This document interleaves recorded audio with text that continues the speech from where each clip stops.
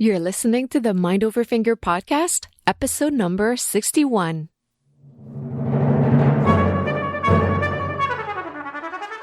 Welcome to the Mind Over Finger podcast, discussions on mindful music making, efficient practice, and building a purposeful career.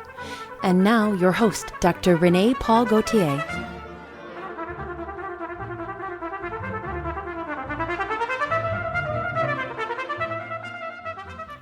Hi everyone, I hope you're doing great. I'm really honored to have violinist Violaine Melançon on the show this week. Violaine is Associate Professor of Violin at the Schulich School of Music at McGill University in Montreal, Canada, and serves on the violin and chamber music faculties of the Peabody Conservatory. For 30 years, Violaine was the founding violinist of the Peabody Trio, which was ensemble in residence at the Peabody Conservatory, and performed extensively around the globe. After receiving first prize in violin at the Conservatoire de Musique of Quebec in Canada, Violaine continued her studies with Ivan Galamin at the Curtis Institute of Music, with Isadore Tinkleman at the San Francisco Conservatory, and with Arthur Grumio in Belgium. She's the recipient of many awards, and her activities as a chamber musician, soloist with orchestras, and teacher have taken her to major music centers in the United States, Canada, Europe, the Middle East, and Japan. Violaine has participated in many summer festivals as violinist, teacher, and guest artists, including those of Tanglewood, Ravenna, Skaneateles, Rockport, Orford, and Domaine Forget. She gives yearly master classes at the Green Mountain Chamber Music Festival and teaches regularly at the National Orchestral Institute and Festival, and has served on the faculty of Yellow Barn. Violaine maintains an active solo career, and her performances can be heard on the Naxos, Artec, CRI, and New World Records labels. She has a special affection for the music of today and is a serious interpreter of works of György Kurtág, Mauricio Kagel, and Zhu Long. The Israeli composer Shulamit Ron wrote a violin concerto for her, and she has premiered several works by other leading composers. In this episode, Violaine helps me answer your questions about the skills young musicians need to develop to become well-rounded artists. We discuss Violaine's views on the importance of fostering curiosity and creativity in the learning experience.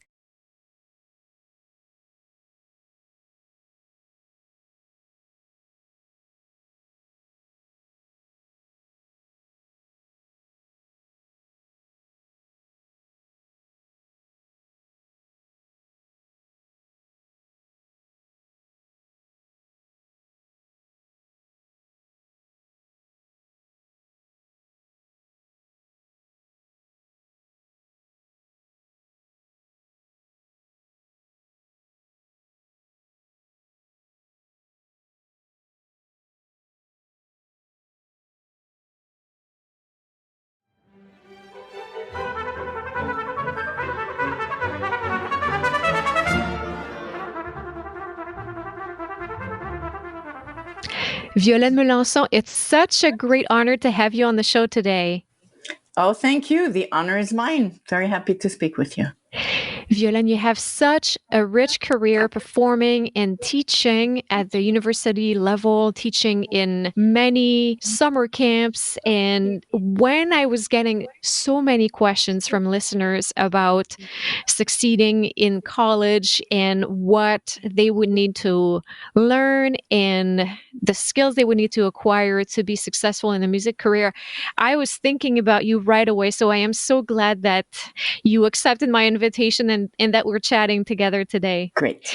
So I'd love to hear a little bit about your musical journey. So would you please begin by telling us a little bit about you and how you got to where you are today? Oh, that's a long story. I'm French Canadian, and I did my course at the Conservatoire in Quebec City.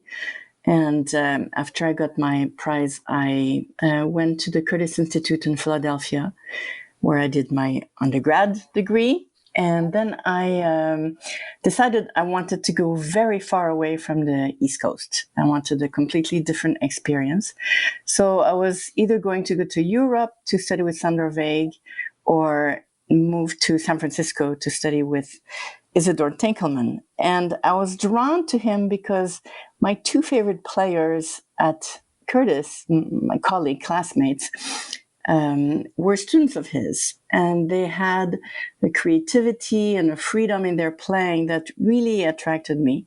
So I went for a trial lesson, and to tell you the truth, I fell in love with the city first. I really loved the city, and in the late '80s, San Francisco was just marvelous and still not very polluted. I had never seen colors like that, and it took me only 2 or 3 lessons to fall equally in love with Isadore Tinkleman. And it was a wonderful place to do graduate work.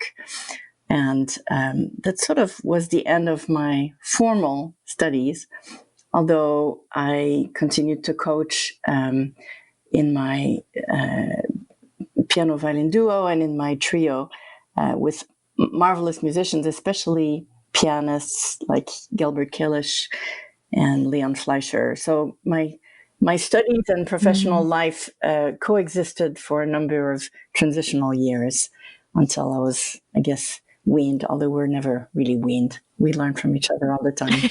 Yes, that's for sure.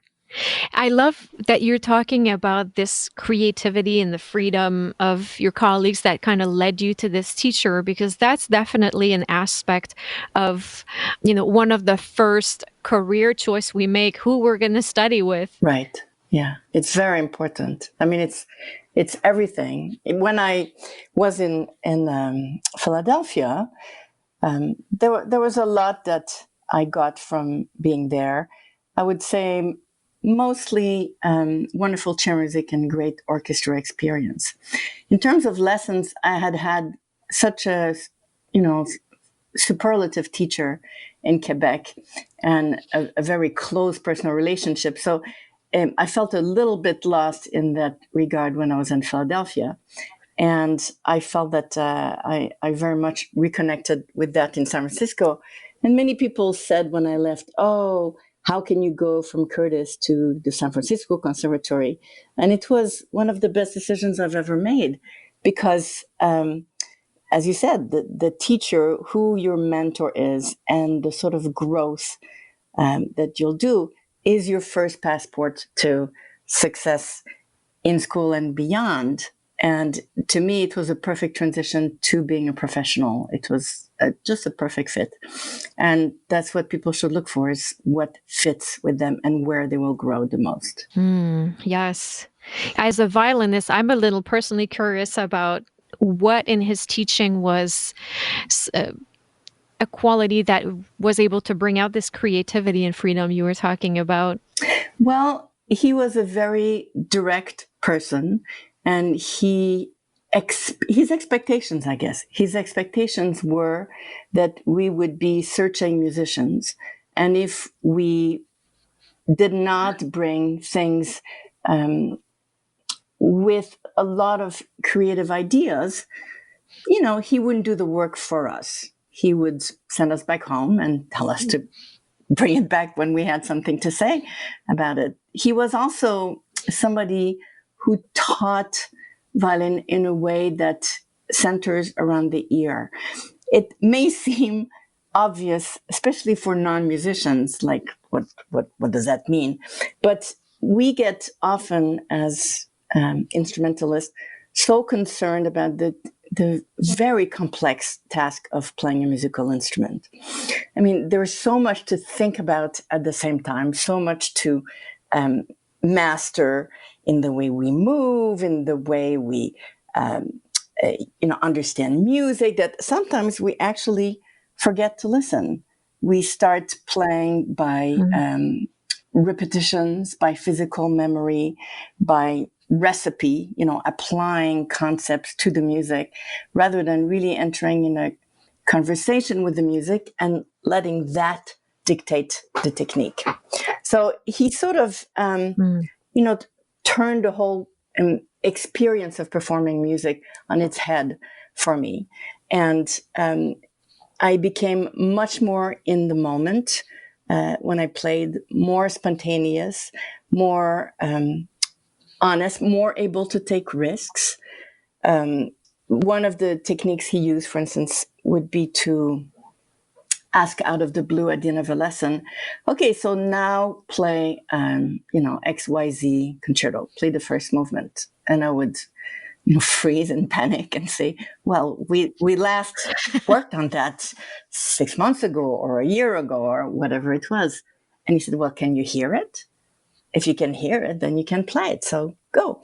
So I realized doing that actually, if you trust your ear, you can do so much more.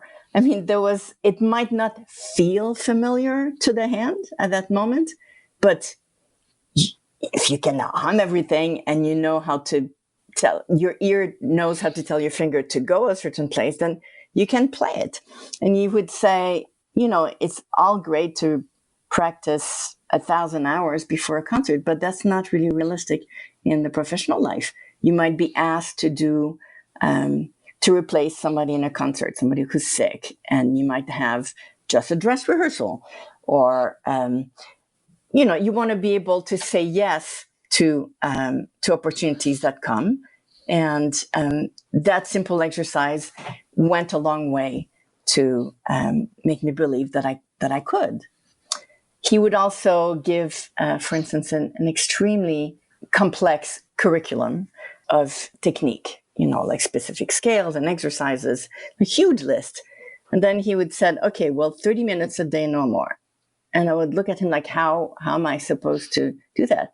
He said, well, if you can't get it all done the first day, you'll concentrate and listen better the next. So he taught me that if we really aim in the ear, if you imagine and you aim, and then you give yourself not 1,000 chances, but you have to really concentrate to really try to do it the first time. If you're successful, then don't repeat it until it actually fails, Leave it while it's successful and go to something you actually cannot do. There's so much of practicing has wasted time doing needless repetitions of things that we do well. If you concentrate only on what you cannot do, you'll be a lot more efficient in your practicing. So he was just a very supportive, he had great belief in the power of listening, and he was also a genius at solving physical problems, so that allowed us to do better listening, more direct listening as well. Wow, there's so much wisdom in what you just said, and he sounds like an incredible teacher, and I'm sure his legacy lives through you. This is so incredible. And I absolutely love what you said about him wanting you and his other pupils to become searching musician. I love that term so much. I'm going to have to start using it because it's at the root of everything. It really is. I mean, speaking of, we're trying to talk about things you need to learn in college that would help you become a successful musician. This is it. Become a searching musician. That's right. Yeah, curious.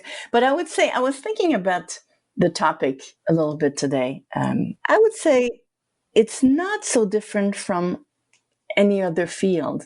In other words, if you're a curious person and you give yourself a chance to experience every aspect of music. I mean, in the old days, there was this pecking order. If you're great, you become a soloist. If you are a little less good, but still pretty good, then you can do chamber music. And if you're, not quite as good as that, then you can teach. And then after that, sort of forget it. And it's sort of silly model. I mean, for any era, but certainly in ours, where we need to be able to do many things. Economically, it's not possible to be, for instance, a long-term chamber group without a residency, so without a component of teaching. It's not really possible, or very rarely possible, I would say very rarely possible, to do only a solo career. I mean, most soloists also do chamber music, even if it's, a secondary thing. It's certainly, and it'll make them better musicians if there are also great chamber musicians. But it's, it's great to be able to do contemporary music. It's good to have a Baroque bow and to know the ABC of performance practice. It's good to be able to be a leader in a large ensemble, in a small ensemble, to have, chamber music experience. Teaching is one of the best way to learn yourself because you're constantly confronted with new problems and recipes don't work for everybody. So you have to try to understand people in their context. And, so in college is the same thing. The most skills you can gather, the more interesting you'll be. And, as a byproduct, the most employable also. But, if your playing is shines in all these ways, if you're interested in music history and theory and how to apply that to your playing, then, you'll be busy. You'll have interesting projects and you'll be busy. Mm-hmm. Yes, absolutely. It's, as I often say, that each student needs to take ownership of their learning experience because there's so much that they can experience in college if they have this curiosity and this interest that you're talking about. Yeah. And you can really shape your own experience regardless of where you are. Yeah, absolutely. One thing worries me a little bit about the college experience nowadays. I mean, there's a lot of pressure economically on the youngest generation right now. Mm-hmm. And people feel, how can I put it? They're bombarded with words about it's important to be an entrepreneur and to be relevant. And I wholeheartedly agree with this, except that it's important to keep a sense of proportions. In other words, you can be a good entrepreneur if you have something to sell.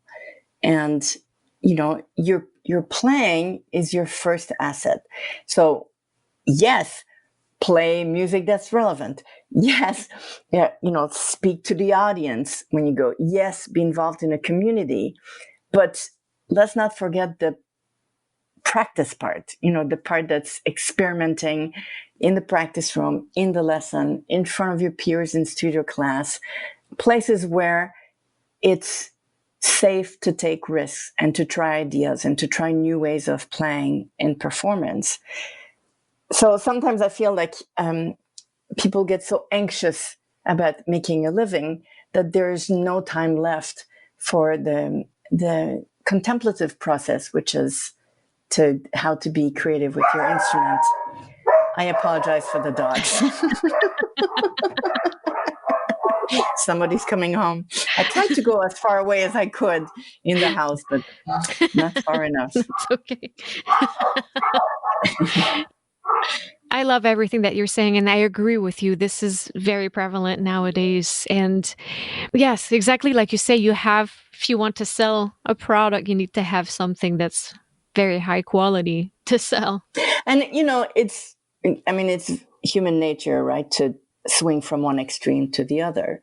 I mean, the days where, people, I would say the culture where it was encouraged to practice 5 to 8 hours a day and not have a social life and to do big competitions and then maybe you deserve a career. I mean, that's an extreme and that's silly and that doesn't promise you a life in music and certainly not a happy one. But to be swinging on the other side and to be so anxious about the entrepreneur and marketing end of things, that's sort of going too far the other way also. So, it's interesting about I heard myself say practicing 8 hours a day. That was one of the things that drew me to Mr. Tinkleman.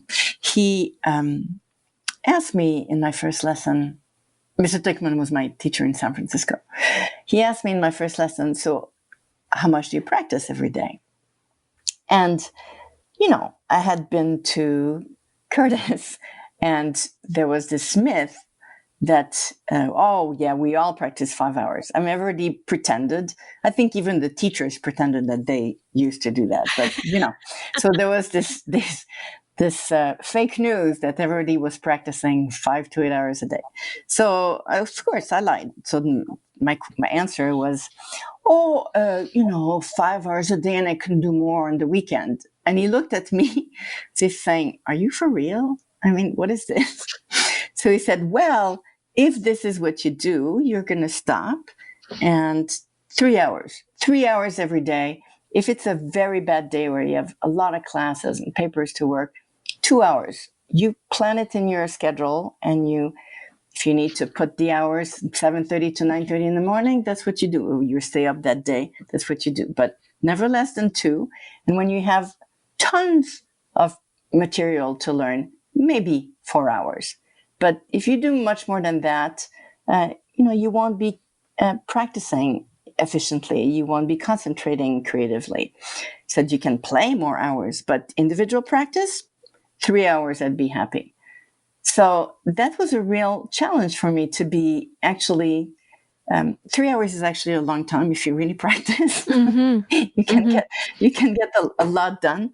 And he was so clear in what he wanted us to do. There was this half-hour of technique.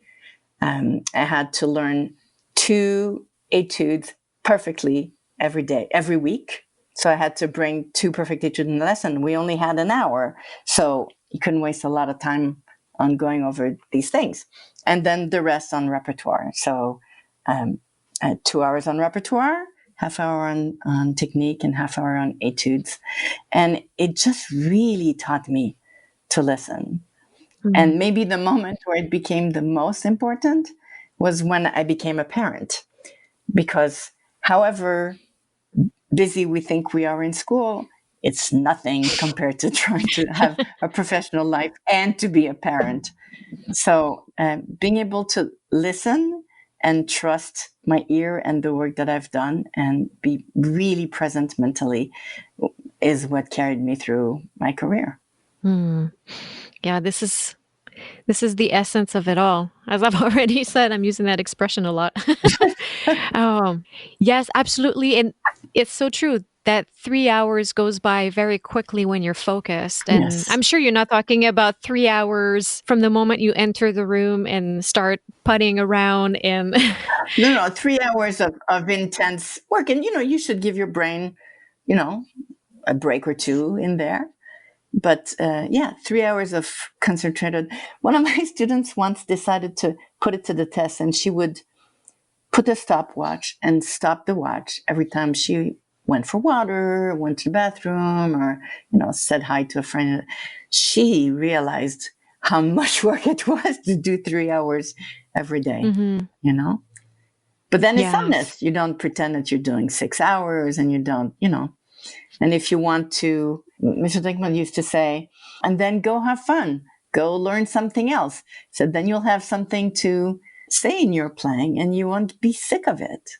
You won't start hating it. It's important to love it. It's demanding.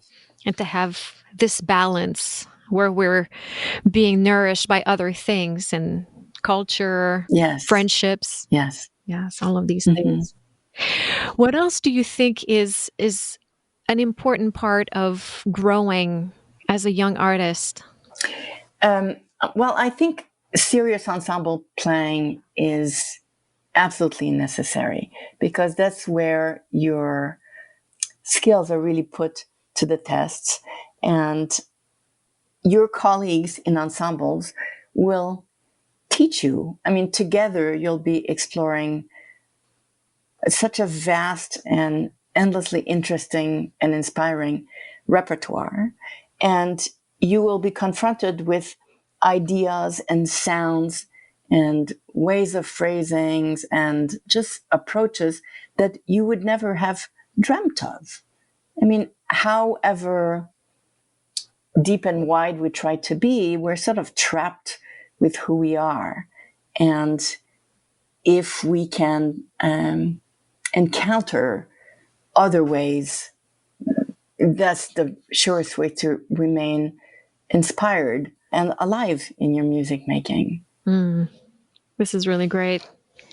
I know how important for me summer festivals were, and I know that you teach in summer festivals. Can you speak to that a little bit? Yes, certainly. And actually, summer festivals are equally inspiring for your colleagues as your mentors. And on the other side, to be a mentor, and you also become a student during the summer. I've taught in several wonderful festivals. One where I was for 30 years was the Yellow Barn Music School and Festival in Vermont. And there, like in several other places, but it's one of many festivals that has a model of faculty and participants performing together in groups. I would say the half to a little more are mixed group. And, it's one thing to talk about things, but to have to make sure that you put it in your playing, you have to put yourself on the line. And it makes you a more compassionate teacher. If you only teach and don't play, I mean, sometimes you don't have an option. But for those who can play and decide not to, I find that for myself, it's easy, if I don't play enough, to lose that empathy, to start becoming not too demanding, but not sympathetic enough at the difficulty of what we're asking the students to do. But if there's too much playing and not enough teaching, then somehow you may be not present enough to your students' need. But let me come back to the Chamber Music Festival issue. It's just that it gives such it's like the genetic pool gets stirred up a little bit. Even if you have an ensemble that's your life, being in a trio or in a quartet that's serious, it's important to go out and play with other people, to meet other students, to be in a place where actually you can be contemplative because they're not the demands of everyday life. You don't have to commute. You don't have to cook meals. The responsibilities are basically to be creative and helpful musician and mentor and performer. And that is so inspiring. It's like putting, like boosting yourself for the rest of the year. You can sort of ride on that high. And, if you look at the experience that the students have, it's often life-changing. People can make as much progress in one summer session as they do in an entire year, and then carry with them treasures that will, propel them forward in ways that they had not thought of. And even if they hear things they've heard, hearing it from different mouths sometimes does the trick. That's so true. Yeah, so very well spoken. Something you just said made me think because I was discussing today about that very same topic about how much I learn when I teach. And I was advising my college students to actually start teaching themselves if they have the opportunity to start mentoring younger students. And I love that you brought it up because I strongly believe that I think the words that I use is that for sure you don't want to represent yourself as more of a teacher than you are, but even if you're just a few steps ahead of someone that you're trying to help, you can bring value to them and in the process help them and also learn so much yourself. Yeah, absolutely. And it's funny because when you're teaching, you're, I would say, supposedly or often in a position of having a greater experience, let's say, a bit bigger, longer, and deeper experience than the students. But when you play music with others, that is true also, maybe to a lesser degree, but there are always people that are better at this and that musical aspect than others within a group, always. And so you'll be sometimes in the mentoring situation in a chamber group, a more leadership position. And within the same group, you'll switch hats and you'll be in the more receiving, observing, learning, being inspired position. So it's really rehearsing and teaching are not so different. And learning to teach will make you a better rehearser, and being a good rehearser will make you a better teacher. It's just to be able to listen and articulate what you hear and to problem solve, how to be helpful. If you're a generous chamber musician, you want to play in a way that makes the group sound its best, not yourself. I mean, you want to sound good too, but sometimes we have different musical choices where, let's say, my part as first violinist in a Haydn quartet could sound great in many different tempi. But if I take a tempo that's a little slower, it might completely sabotage the cello part. So that's not empathetic. And empathy is the essence of teaching also. So it's really sort of different manifestations of the same necessary qualities, I think. I love that. Violaine, do you have a favorite tool in the practice room? A favorite tool? I like being able to practice every day, which I can't always right now because of, the other demands of my professional life. So regularity is a great tool, I would say. Not falling too much into routine, I would say. To try to approach the same work different ways on different days. So you're not going into a road situation and trying to almost practice as if you were your own most talented student, so you're listening and you really want to help this person, but you happen to be the person. But it's I guess to have that little cushion of objectivity where you try to inspire yourself, but you try to also be very honest about what is actually coming out, not what you wish to come out, but what is truly coming out. And listening is difficult. It is difficult. Yes, that's for sure. Yes. And is there a habit that you have that you think contributed to your success? No, I don't think about my success. I don't think in those terms. I mean, I would say that maybe what is my main engine, my main motor is curiosity. So curiosity in new ways of solving issues, curiosity in anything physical that will help, if it's good for health, it's good for your body, which then is good for your playing. So I stay very active physically. I'm currently incredibly in love with Iyengar yoga.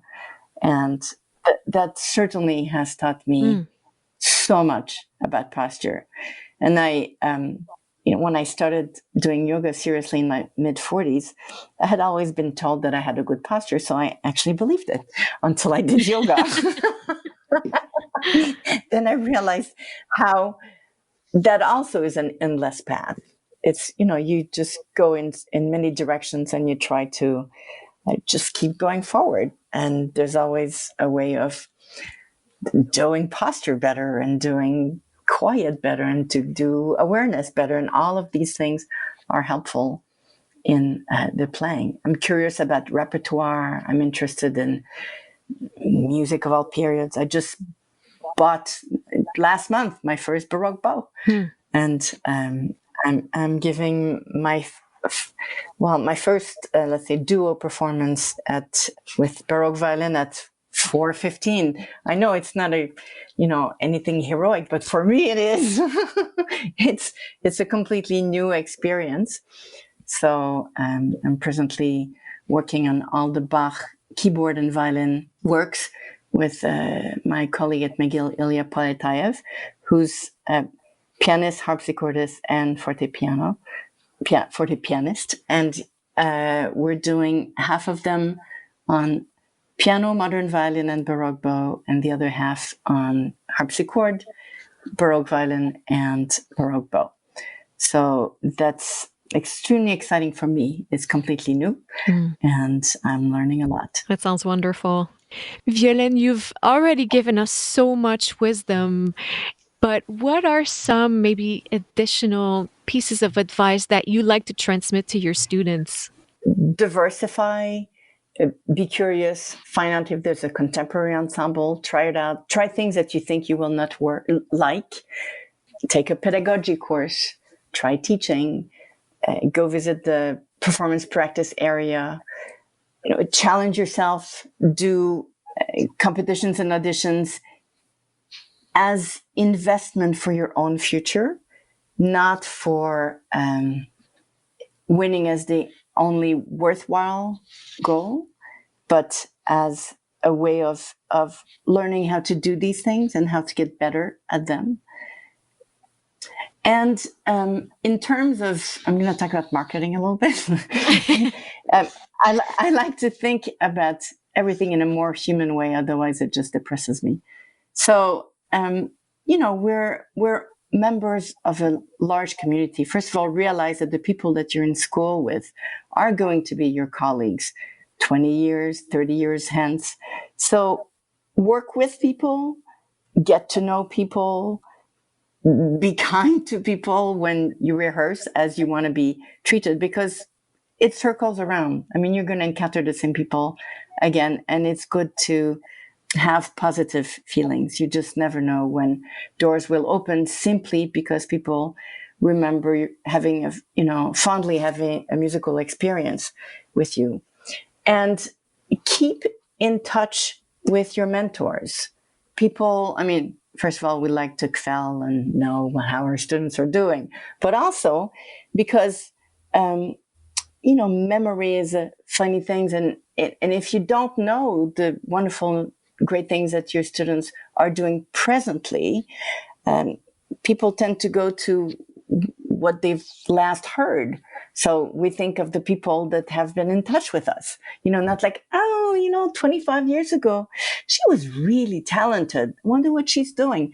It's harder to recommend people for opportunities if you're not in touch with them. So not in a crass way, but in a wonderful human way. Let people know of the good things you're doing.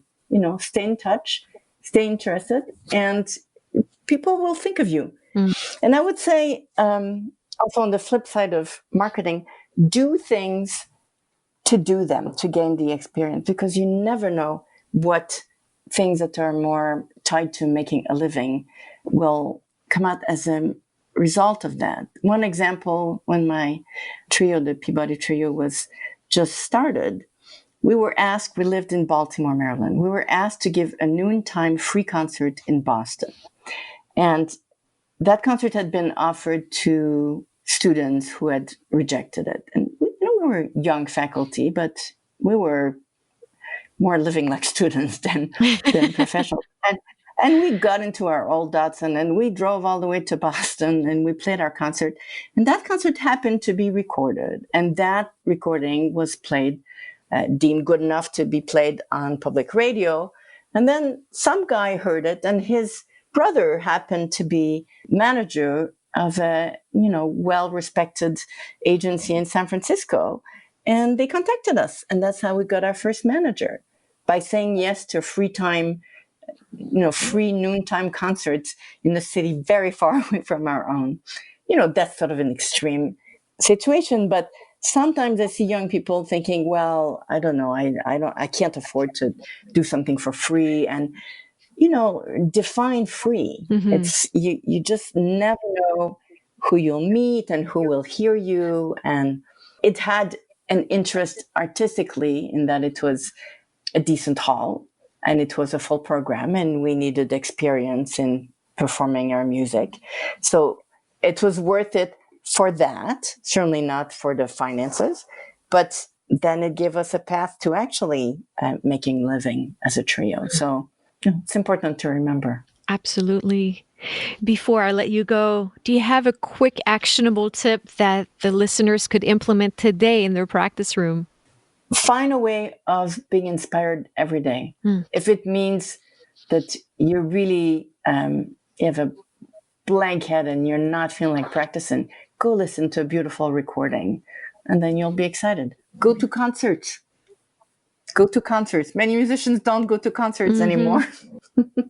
Don't forget why you're doing what you're doing, what got that fire going in the first place, and keep it alive. Violaine Melançon, thank you so much for taking the time to sit down with me today and sharing your wisdom and your enthusiasm with us. You're very welcome. Thank you for contacting me.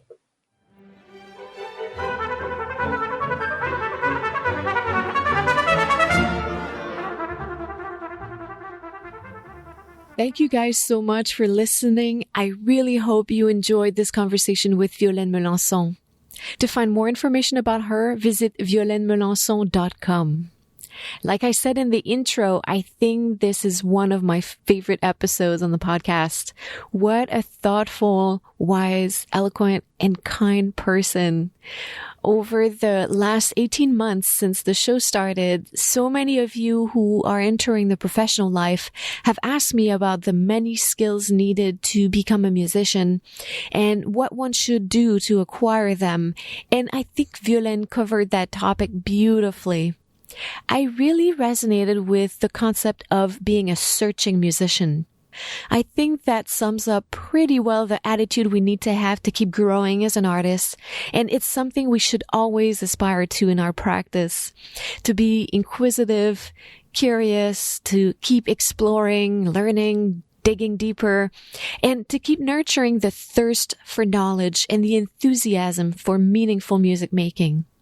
I also think that what she said about empathy is extremely important because the music making experience can be so much more rewarding when we are kind and respectful colleagues and teachers and when we're surrounded by them. I would love to know what your favorite takeaways from today's conversation was, so please get in touch with me. I am Mind Over Finger on both Instagram and Facebook. And of course, you can find me at mindoverfinger.com, where you can read the show notes, find more information about mindful and efficient practice and performance preparation, and sign up for my newsletter to be the first to know about special trainings on practicing that are coming up this spring, and to receive your free guide to a super productive practice using the metronome. Also, make sure to visit my resources page at mindoverfinger.com/resources, where I've put links to all my favorite tools and the books mentioned by my guests here on the podcast. And if you're looking for a community of mindful practice enthusiasts, join the Mind Over Finger tribe. That's my private Facebook group where I pop in once a week to talk about mindful practice and answer your questions, and where you can exchange with fellow musicians about practicing and music making. So join the tribe at facebook.com/groups/mindoverfingertribe. And as always, I'll have all those links for you in the show notes. That's it for today. Remember Violaine's advice to find a way to be inspired every day. Again, thank you, and à bientôt.